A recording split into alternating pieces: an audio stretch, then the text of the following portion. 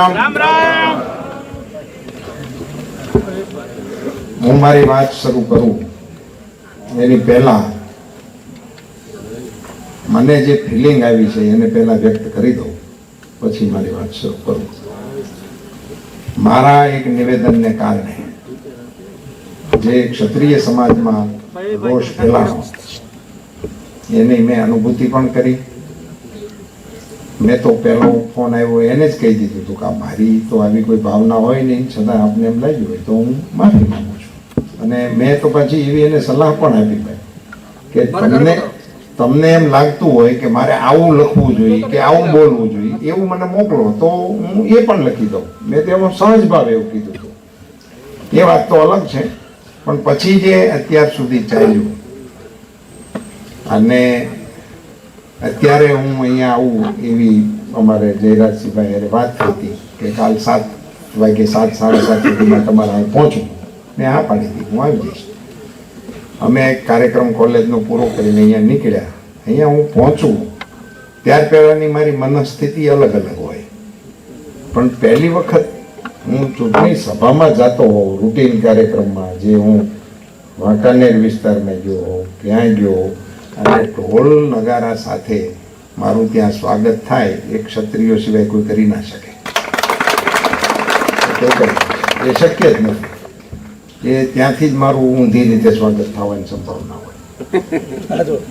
A but natural છે. એ મારી પણ એમાં કંઈ મને એવું અતિશયોક્તિ કહેવાનું પણ કોઈ કારણ નથી.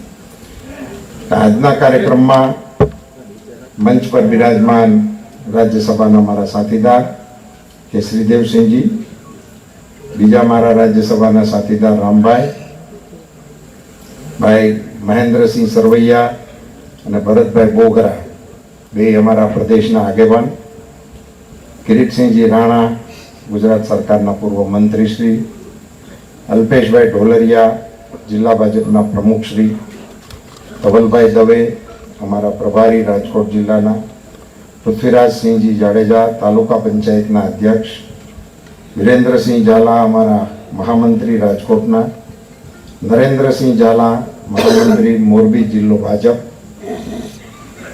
નરેન્દ્રસિંહ જાડેજા, અમારા ડેપ્યુટી મેયર, નરેન્દ્રસિંહજી સરવૈયા, રાલો સંઘના ચેરમેન, શક્તિસિંહજી જાડેજા, ભૂમિ ગ્રુપ ગોંડલ, કનકસિંહજી જાડેજા, સમાજ અગ્રણી, દશરથસિંહ ઝાલા, મોરબી સમાજ અધ્યક્ષ, ધર્મેન્દ્રભાઈ ભગત, કાઠી ક્ષત્રિય સમાજ અગ્રણી, ચાપરાજભાઈ બાયલ, કાઠી સમાજ આગેવાન, સુરેશભાઈ ખસિયા, સુરજીતભાઈ ધાધલ, જનકભાઈ વાળા, નીરુભા ઝાલા, પ્રદેશ મહામંત્રી,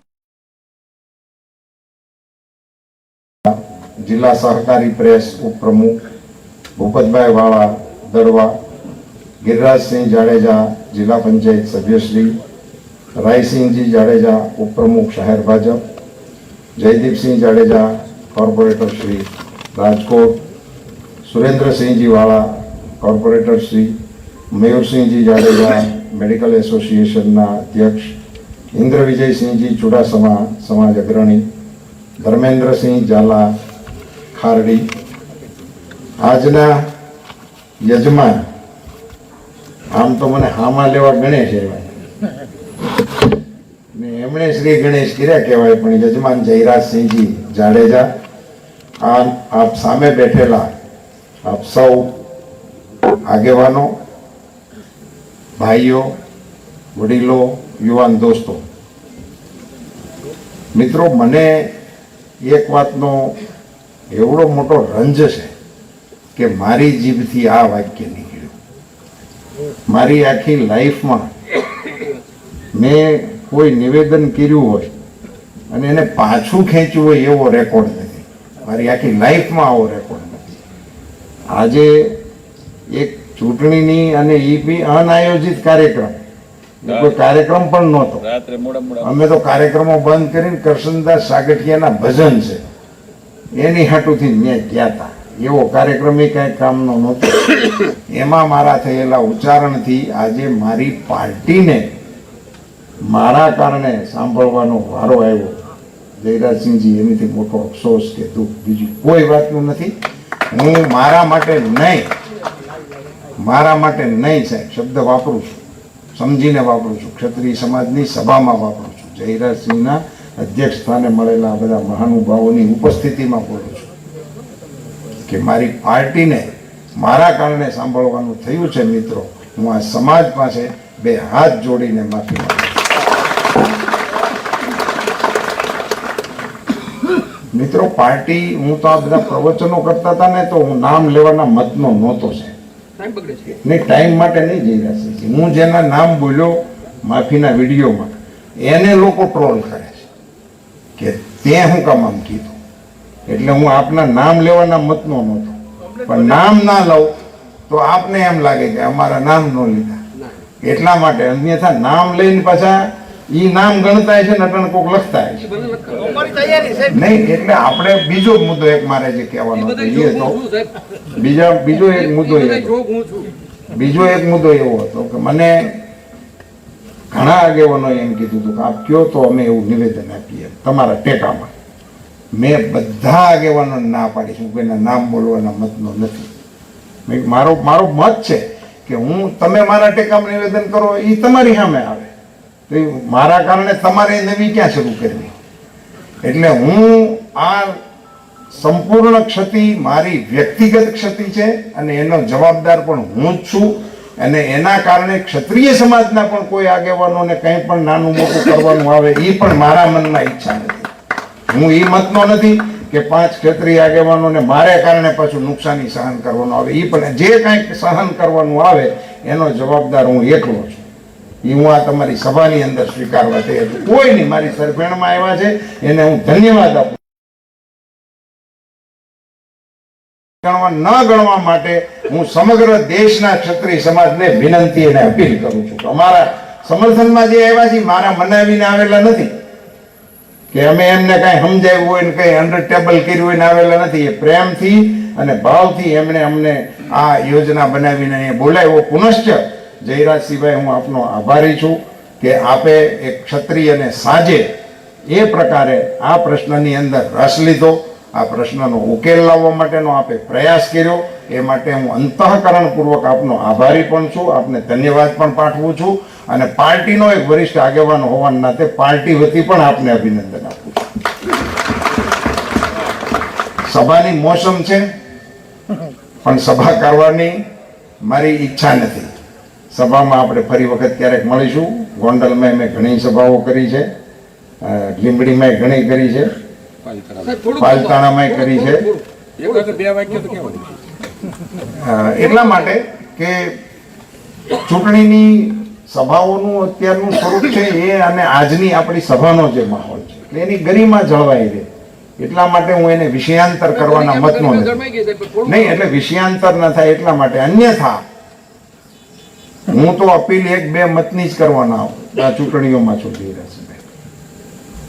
આપણા દેશની સેનામાં આઝાદીના 75 વર્ષ પછી બ્રિટિશરોનો ધ્વજ નૌકાદળની અંદર લાગતો હતો. 75 વર્ષ થઈ ગયા હિન્દુસ્તાન આઝાદ થયું એને, પણ આપણા નૌસેનાના કાફલામાં બ્રિટિશરોનો ધ્વજ હાલતો હતો. એક વિક્રાંત નામનું જહાજ નરેન્દ્રભાઈ મોદીએ આપણા નૌસેનાને અર્પણ કર્યું. એ એક જહાજ 20,000 કરોડનું હતું. એક જહાજ એ 20,000 કરોડ અગત્યના નથી, પણ 20,000 કરોડનું આ જહાજ 100% મેડ ઇન ઇન્ડિયા હતું. એમાં ખીલી બહારની નથી. એની અંદર પ્લેન ઉતરી શકે, ત્યાંથી પ્લેન ઉડી શકે એ પ્રકારનું એ નૌકાદળનું જહાજ રજૂ કર્યું.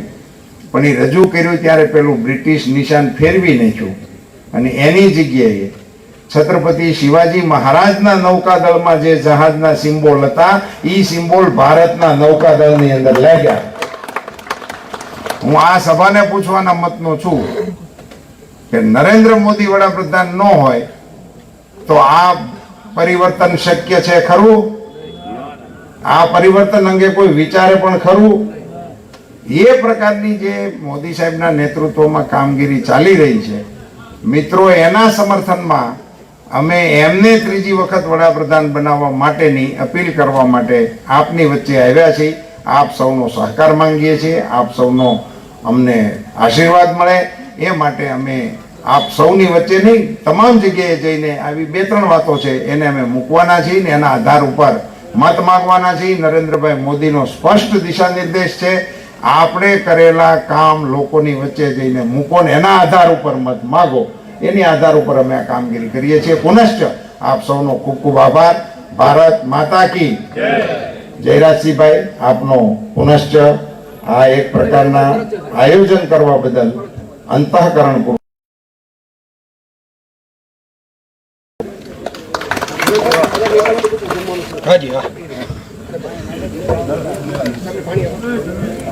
ખૂબ ખૂબ આભાર રૂપાલા સાહેબ કે આપણા આજના યજમાન અને અધ્યક્ષ આદરણીય શ્રી જયરાજસિંહભાઈનો આગ્રહ છે કે આપણે અત્યારે ભોજન લઈને જવાનું છે અને ખાસ કરીને પત્રકાર મિત્રોએ પણ અત્રેથી ભોજન લઈને જવાનું છે. વિશેષ સમય નહીં લેતા હું આજની આ મીટિંગ પૂર્ણતા તરફ લઈ જવા માટે સમાજ અગ્રણી ભાઈ ઇન્દ્રવિજયસિંહ ચુડાસમાને વિનંતી કરું કે આભાર વિધિ દ્વારા આજની આ બેઠક પૂર્ણતા તરફ લઈ જશું. શ્રી ઇન્દ્રવિજયસિંહ.